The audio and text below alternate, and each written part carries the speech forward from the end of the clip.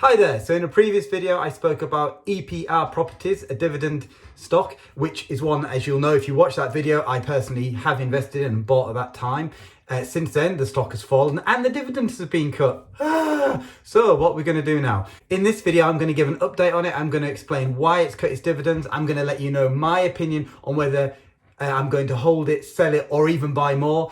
I'll give you my forecast on what I think is going to happen with it in the future, moving forwards. I'll also run through exactly what the company does in more detail. In the previous video, I went into the cash flow and the balance sheet in quite detail. So if you're interested in that, have a look through that. You'll see that, because I'm not going to repeat that now. But what I am going to go through is some different financials and some how it could potentially survive into the future. So this is more of a looking forward kind of a video in that respect. So if you're interested in that, stick around. If you're new to this channel, welcome. My name's Andy, and on this channel I like to speak about money and success. If you're interested in either of those two topics, please do be sure to hit that subscribe button down below. Give it a thumbs up if you like this video, because I'm told that helps the YouTube algorithm, which in turn helps me. So thank you if you've done that already, and if not, do it now. Come on.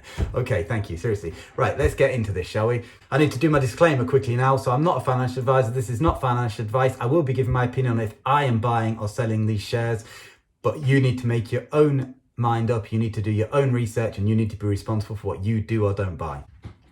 It's a Reit, basically. So EPR is a Reit. So it has paused its dividends, and obviously REITs have to, by law, pay out 90% of their taxable income in dividends. So pausing the dividends is clearly a very bad sign, okay? And as you would expect, that's caused the share price to go down. So we're going to have a little look at what it does in detail, and I'm going to go through what the company says. Now, a lot of these slides I'm showing you are actually straight from the latest investor presentation that's been released by EPR, and then I've also got some news articles, and then like I say, I've done a forecast myself, which I shall show you at the end as well, so you can see what possible outcomes. I've done actually two possible scenarios, and there's actually a third one which I shall go through as well. Okay, they have enhanced their liquidity because of the current situation of coronavirus. Obviously, they've deferred investments, meaning they're not going to be paying out as much money.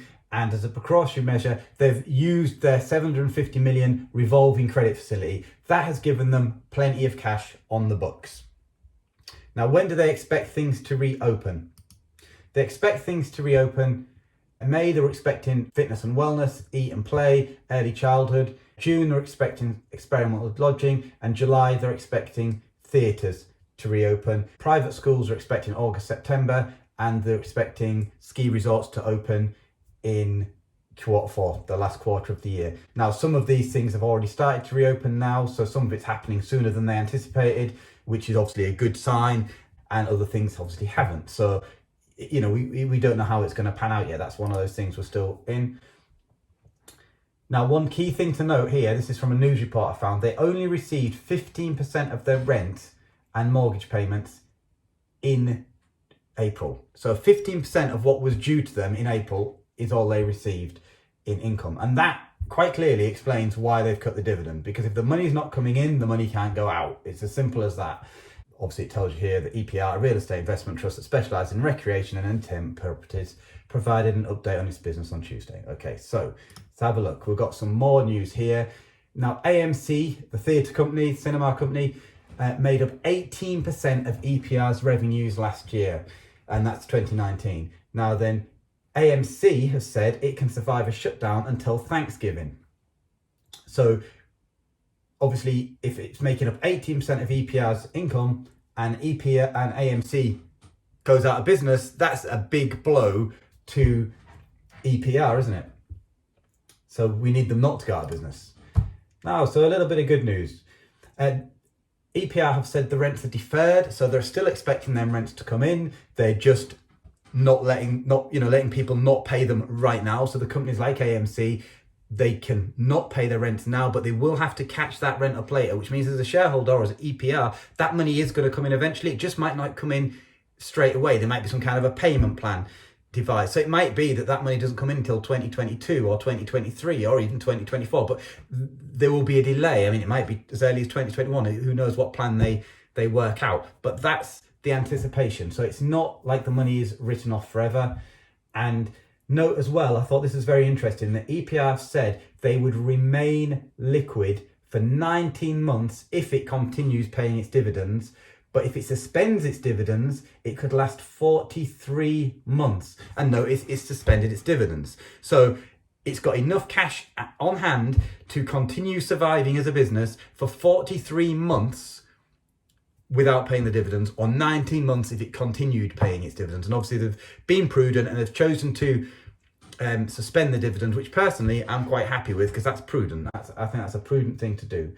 A little bit of news from AMC now. So AMC thinks that all theatres will be open in July. So all its US theatres it's expecting to be open in July.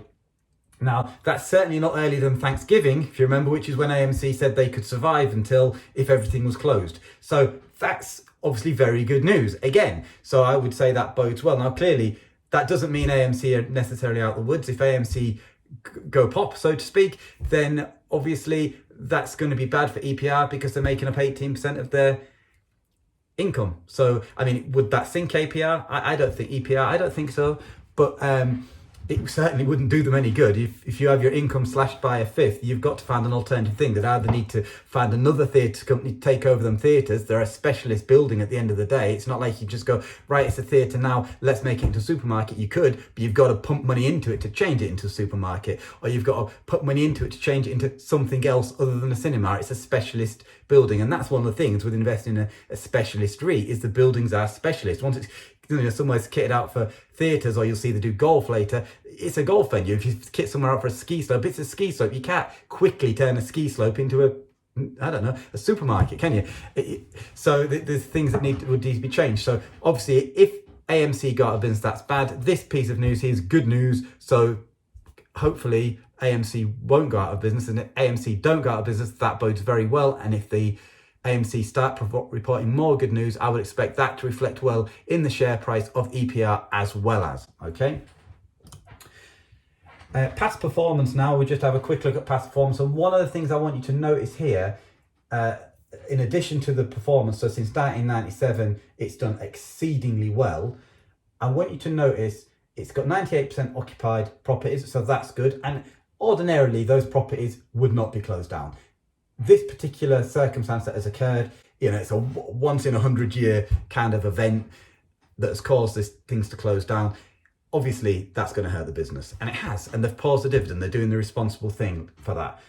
But the point is, when things do open up again, they've got 98% occupancy. So providing those businesses that they rent to stay in business, everything should be fine. And remember that after a recession, there's usually a boom. So it's just how long it takes for such a thing to come. Now, I want you to also notice that they've got 6.7 billion in total investments, 6.7 billion in total investments, which is actually more than the current market capitalization of the business because of the current share price drop. So if we look at the share price graph now, you'll see the share price right now is down at $31.71, which gives it a market cap of just $2.46 billion. So it's actually got assets, investments, if you like, that it controls worth more than double what the company is valued for. From my point of view as a value investor, I'm looking at this and thinking, bargain, this is a good time to buy, isn't it?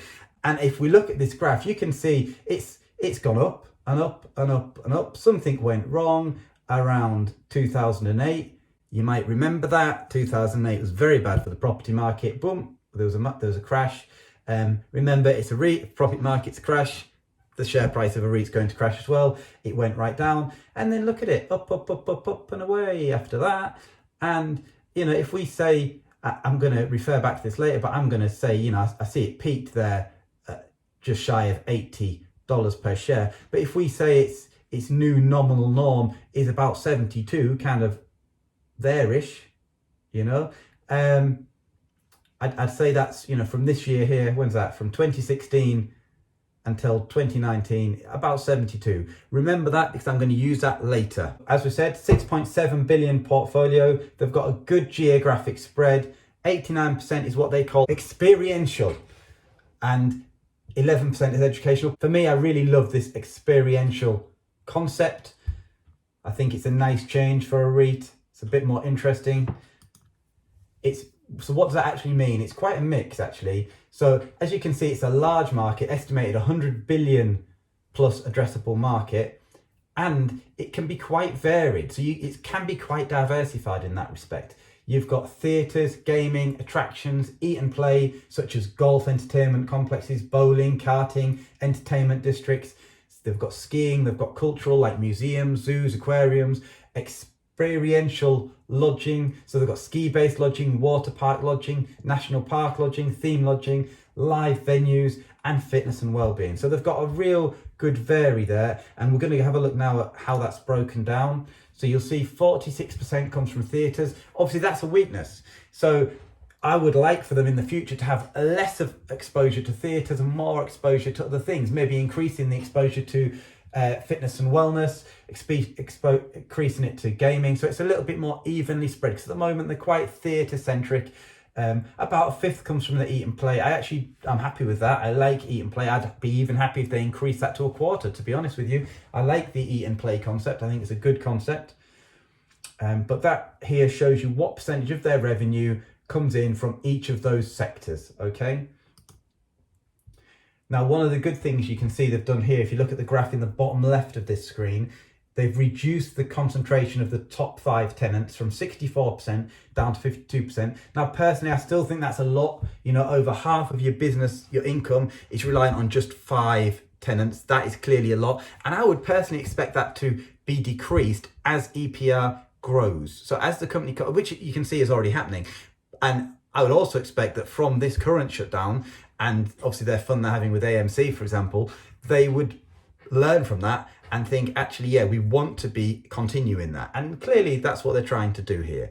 So if they continue that, then I would see this REIT growing into, when it's a mature REIT, you know, in 10, 20 years time and bigger, being less dependent on a small group of tenants, so to speak. It'll have a bigger and bigger and bigger. And it's already not a terrible situation. I think actually it's okay, but I'd like that to be even smaller, say 25%, so that it's, you know, no one tenant can be more than 5%. If that was the case, I'd say that would be safe. You know, that would be fairly safe.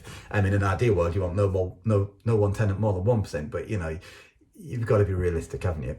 So that's the mix. So eat and play. As you see, 22% of the annualized revenue comes from eat and play, things such as the golfing experience. They've got 56 properties, and that's 9 operators. So they've got 9 different tenants making up that 22% there, basically, over 56 properties. This gives you an idea of the different types of things that are included in the eat and play. So it's not just things like Top Golf, but they've also got the karting experiences, bowling experiences, that kind of a thing. 8% of their income is coming from ski resorts, and there are 5 operators doing that. So again, that's a really good split. That's well diversified across the 13 properties, which is across 8 different states. They've got snowmaking capabilities, meaning it can stay open all year round, which is obviously excellent. They also have attractions. 6% of their annualized revenue, again, comes from attractions. That's spread across 18 properties and 6 operators. And as you can see here, they're anticipating that to be growing. It's been growing year on year. Their experimental lodging, they've got 2 operators with 6 properties doing that, and that makes up 3%. So again, that's nice and varied. And here's a couple of the examples of that. Gaming makes up only 2%. They've literally got 1 property with 1 operator, and that makes up 2% of their revenue. That's something I'd like to see them increase. This is something else I'd like to see them increase. They've got 1% of their annualized revenue coming from cultural, which is 3 operators across 3 different properties. And they give some examples of that. So they've got the Titanic Museum, they've got a city museum in St. Louis. 1% of their revenue comes from the fitness and wellbeing. That's spread across 7 properties and 2 operators. And then they just give some figures here about the fitness industry being a growing industry and a growth industry. And of course it is. As people get more free time, people are interested in living longer. They want to be fitter and healthier. I see fitness as a continuing growing trend. Education portfolio makes up 11% of their income. That's across 86 properties and 17 operators. So again, that's a really good spread. The early childhood education portion of that makes up 5% across 12 operators and 70 properties. And the private schools makes up 6% of that. So let's look at the financials now. So they've got 1.2 billion cash on hand. Now, if you remember, the market cap of the company is only 2.4 billion, I believe. So whereas they had, when at the time making the slide, a market cap of 6.1 billion. So that just shows how much the share price has dropped just since they've made these slides. But they have a lot of cash on hand, is the point. I like that they're committed to a conservative balance sheet, and that is obviously important to me. And they have a good investment grade credit rating, which is important too. Now, this chart is an interesting one and very important because this actually shows when the debts are maturing. And as you can see, there's no debt maturing. That means becoming due for them to pay in 2020 or 2021. And that 750 million you see there in 2022, that's their revolving credit. That's the 750 million extra that they drew down to make sure they had plenty of cash liquid on hand to be able to weather this current storm. So that's I would say that's their easy finance. So actually their finance that's less easy, if you like, don't mature until 2023. By then you would hope they're out of the woods. If not, if the whole world stays in lockdown until then, we've got problems. But I don't think that's likely to happen myself. Okay, so let's have a little look at their revenues year on year. So you can see the revenue's actually gone up a little bit, but actually the net income has dropped, and it's dropped quite a lot. It's dropped by 48%, so nearly half of what it was in the first quarter of the previous year. Take a look at the net income per share there. That has halved as well. So that's really why they've had to suspend the dividends, because if they keep paying them, they're going to start eating into that cash reserve, and nobody wants that. I certainly, as an investor, do not want that to happen. Yet, interestingly, the net to gross assets has improved. If anybody watching can explain to me how they've managed that, I'd love to know, because that's just an accounting miracle as far as I can see. Potentially they've set aside some cash from last year. Obviously the cash reserves have been growing. I realised that when I was researching them before buying shares in them. So maybe that's the reason for that. Now then, obviously we've got three possible outcomes. Outcome number one is everything stays locked down. They don't get paid their rents. The deferred rents never come in, and that all continues for 43 months. They run out of money and go pop and go bust, bankrupt. So option number one is they go bankrupt. I don't think that's particularly likely. In fact, I would put that at like less than a 5% chance. I'd say there's a 95% chance that this company is not going bankrupt. Okay, at a 5% chance that there is. Now then, if something happens like AMC, say AMC go bankrupt. Now we know AMC make 18% of EPR's income. So if AMC went bankrupt, then I would increase that, and I would say the chances of EPR going bankrupt are something like 40%. I would increase it to 40%. And if other tenants started to go bankrupt, you maybe tip that to more likely than less likely, okay? But for the current time, based on what I've seen right now, I'm putting it at 5% because things are starting to reopen. AMC is starting to put out good news, and things would have to stay closed to kill this company for 43 months now that they've suspended their dividends. And within the next 2 years, personally, I think the world will be back to normal. If it's not, we've got problems, okay? But my view is things will start to return to normality, and I think people have a very short memory. So I'm going to show you two outcomes that I'm expecting, and let's have a look at those now. So possible outcome number one is if I was to invest $10,000 in the share today at today's price, which is $31.71, what would happen? Well, I'm assuming that no dividends will be paid until 2021. Of course, they might be paid. They might start paying dividends a lot sooner than that. But for the sake of this example, the assumptions I have basis on is that there'll be no dividends paid until 2021. I'm also then assuming that the dividends that are paid are cut by 50%, okay? That's my assumption. That if that happened, that would give a yield of 7.2% per year in dividends. It would mean that by 2023, if the share price went to $72, which if you remember, $72 is perfectly realistic.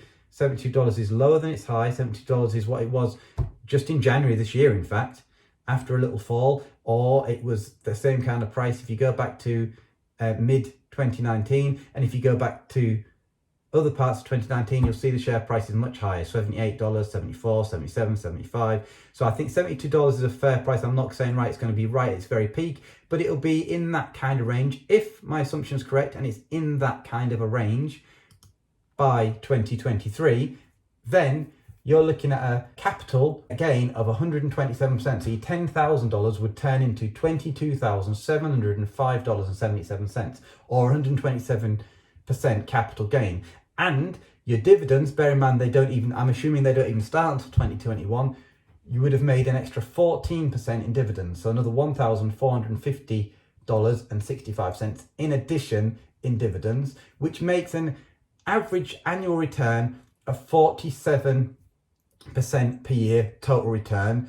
Now, if I told you I could give you a 47, almost 50% return per year for the next 3 years, would you buy it or wouldn't you buy it? Of course you would. Of course you would. Everybody would. So that's one possible outcome. I think actually, I really think that's a really likely scenario. And I think actually it could even be better than that, because I think personally, I think the dividends could continue, could be resumed sooner, and they might even be resumed higher, because you've got to remember it's a REIT. So it has to pay out 90% of its taxable income. So once it knows that everything's safe and it's not got a reason, if you like, to suspend its dividends, it's going to start the dividends again. The whole purpose of a REIT is to pay dividends. So it's going to pay them again, and it's just whether it's going to pay them at the same amount or less. And like I say, for the example of this, I've assumed a 50% rate, which means instead of being the 14%, let me have a look. Instead of being the 14.47% that it's showing, it would only be paying a 7%. Okay, so that's my assumption on that. Now, let's say that the world, it doesn't recover by 2023. Let's say it takes longer. Let's say it takes until 2025 to recover. If it takes until 2025 to recover, here are the numbers for that. Your capital, again, it gets to the same amount. So it's still 127% gain, but bear in mind it's over 5 years. You've made more dividends now, because again, I'm assuming them dividends are resumed in 2021. Because by then I'm expecting that rents will be being paid. So I'm expecting that they will be able to resume the dividends in 2021. And so you will have made 36% on dividends, or $3,626. This is assuming a $10,000 investment, which makes an average return of 32.6% per year total return. So again, that's fantastic return. So that's one possible outcome. Now let's see if I'm a little bit more pessimistic, what happens. So this is my more pessimistic outlook. So now let's assume that the dividends are cut by 75%. And let's assume that instead of getting back to $72 per share, the share price only goes back to $50 per share. So bear in mind, remember we're here, $31 per share. To be at $50 per share, when was it last? It didn't even drop to $50 per share in its dip in 2018, in the 2018 issue crisis, so to speak. It didn't dip then. Last time it was at $50 per share. Oh, I saw it there. Was about then. So 2013. So we've got to go back 7 years before we can get the share price that low. And bear in mind, it's a REIT, so it owns assets. Its assets are property. So you're expecting that property prices have got to rewind back that much as well. 7 years back of property prices, and we're going 3 and 5 years in the future where I'm looking. So if you think that's, so I think to say this is a cautious outlook, I think is an understatement. I think I'm being exceedingly cautious on this one. Let's have a look what happens if it only gets back to $50 per share.